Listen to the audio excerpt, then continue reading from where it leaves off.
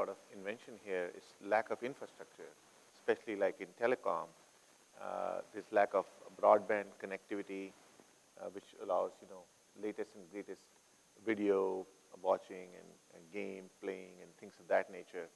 But all of this is just beginning. I think we're at an inflection point where with 3G services and spectrum being released, you will see that it will give the Indian engineers an opportunity to start writing interesting applications for those platforms that people here can use. So I do see next 5 years significant activity truly inventing in technology, variety of applications for e-commerce, for gaming, for media, and a lot of proliferation in that area. Okay, thank you. Mr. Srinivasan, just turning to you, I think we talked about one of the challenges in the middle of all this good news about deals being done in the area of fundraising. I mean, how are you tackling that? I know you're in the middle of dealing with these challenges. Any tips for the audience on how to address it? So I suppose till I raise my fund, I'm not going to tell you how I raised it. But what I can say is that one of the things which the LPs keep asking about, I think Vinod touched upon it briefly, that private equity guys don't want to do heavy lifting. Okay, and I think that is a point which the LPs are really concerned about, because I think they don't want to see spray and pray strategies from private equity funds. They actually want private equity funds to do what they would like to call buy and build, rather than buy and hold. Okay, and so they're very conscious about whether that is a strategy, whether the team composition which the new fund managers are putting up, addresses that kind of a requirement. Okay, I think that is something they're sort of conscious about, and this new breed of GPs they want to encourage would have to satisfy some of those concerns which the LPs have. Okay, otherwise there is very little point for the LP to have one more fund manager who does the same thing, watch what the 50 other fund managers are doing. Okay, so LPs generally don't like to do first-time funds. So you have to give them a compelling reason to do a first-time fund. Okay, and to some extent, I think Vinod is right that the private equity industry doesn't do buy and build, and the LPs who want to see buy and build as a strategy are looking for new fund managers to provide it. Thank you. Mr. Purwar, being a banker, one of the things I wanted to ask you is, you're seeing an increasing appetite of the banks investing in the private equity asset class. Yes or no, and if so, why? Well, I would say yes and no both. Okay. Yes, in the sense that, well, they have this banking system. I wouldn't say banking system, I would say entire financial system, which covers banks and insurance companies both, have provided a very reasonably good support in the last 1 year to the private equity funds. But if you ask me today the liquidity position is so tight in the banking system, where banking system is required to borrow more than 100,000 crores every year from Reserve Bank of India, central bank. For them, the priority becomes credit, not private equity. And therefore, if you expect them to invest in private equities today or next 6 months, no. Okay. Thank you. Do we have questions in the audience? Somebody would like Paresh, to? am I allowed to ask a question? Please, of course. This is for Vinod. Yeah. We talked about engineers and not being engineers. One of the things which I sort of wonder is that, when I passed out of engineering, there are only 2 career choices. You either go and do an MBA or you go to the US to pursue a career in engineering, where the US corporates gave opportunities like for you, or I have a classmate of mine, Sanjay Patsadi, who made big in Microsoft. Okay.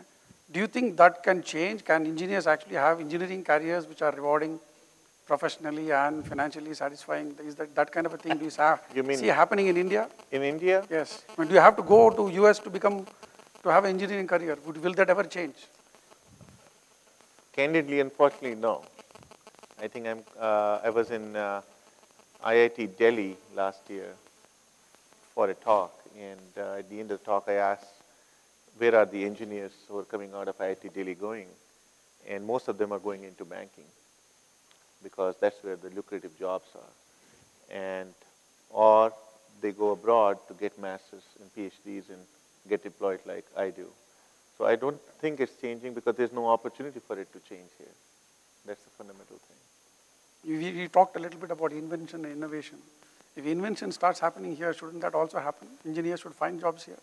No, I think, yeah, I mean, once it starts happening, it's not happening right now. There are many, many reasons why it's not happening, and I don't think I want to go into all of them here on this stage. And but that is one of the things that does concern me, that we are not truly, and it starts from really the basic structure of education, where the education process here is about literally passing the grade to the next level and getting 99.9% to get through a CAT exam. It's more about getting to the next level and less about truly comprehending and becoming a wholesome person in terms of understanding in depth the comprehension of the subject. And that is a very disconcerting thing. Now, we do produce fundamentally what I call programmable engineers. So you can program them to be an analyst, you can program them to be a financial guy, you can program them to be an engineer, you can program them to be a scientist. You can put the software into them and they'll do whatever you want them to do because they have the basic skills. But we are not truly producing self-thinking, creative individuals who will create new inventions. Because the environment, the mindset is not there. The only difference between me and them is that I was in an environment where I was allowed to create.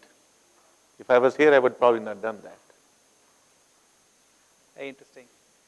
Anybody in the group would like to ask something? There's some microphones around. You'd like to raise your hand? We'll keep chatting among ourselves otherwise. No brave souls. Vinod, let me ask you one more question. I mean, a lot of venture capital funds are now increasingly focusing on growth capital and saying we'll invest further in our ST companies. Is that something that you see as a growing trend? Are you looking at that yourself? No, we are not looking at that because we are true to our knitting. Okay. And me and my partners, if you look at our backgrounds, we are all technologists and basically worked in corporations where we build products, and then we stepped out to build companies. Okay. So we were entrepreneurs, and so what we said was, we had a common interest in saying, okay, we have done it. Can we now nurture, coach, and guide others to do the same thing? And that's what we are in business of doing, and that's what we are trying to do. So we want to stay close to venture capital, and we are happy that others are moving on to growth capital because it gives us a little bit more room to get higher quality deals to ourselves. Right. Mr. Purwar, any comments on which sectors, particularly the infrastructure sector, is something you're bullish on? Which parts of the infrastructure sector are going to get more investment in 2011? Well, I personally believe power will attract a lot of money. Okay. Power, ports will attract a lot of money. Okay.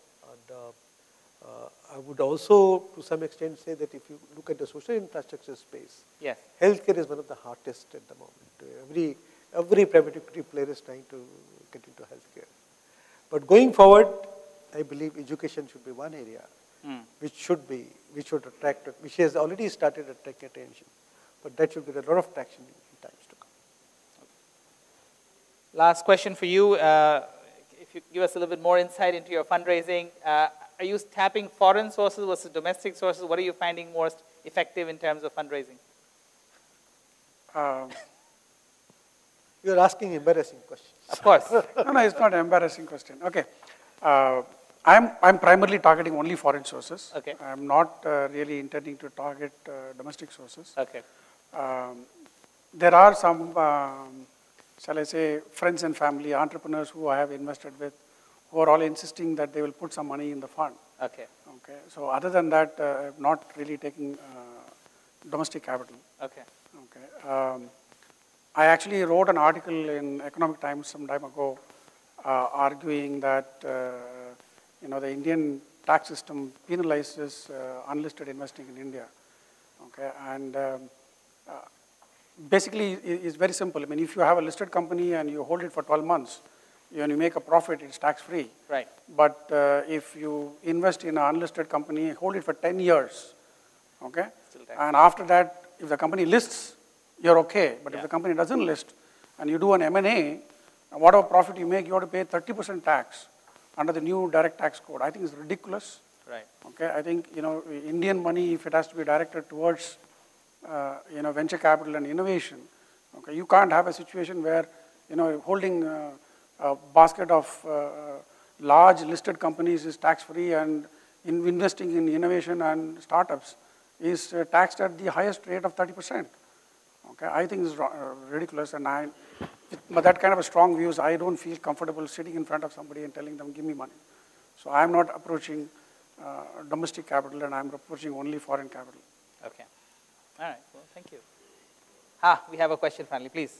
Over there at the center. You got a microphone coming to you. Here. Yeah, please. Hey. It's not really a question, unfortunately. It's more of a comment. Okay. We were looking for some stats on returns, so I just wanted to add a few. In fact, I'm supposed to give a small presentation on it tomorrow, so I'll just add a few stats right away. Regarding the value bit, it was a study done by a major consulting firm. I won't really take the name, but almost 80% of the the total value. I mean, the funds which got returns. I mean, they almost 80% was attributed to generation of value rather than financial restructuring. If we divide the sample was about 100 exits in US. The bottom quarter almost, didn't really make any money. And the top quarter, almost every one of them had some kind of operating partner or a portfolio resources group, which actually helped them build. So this is just a stat which I wanted to add. So only the top quarter funds actually gained money, and almost all of them built value in their portfolio companies rather than just the financial restructuring.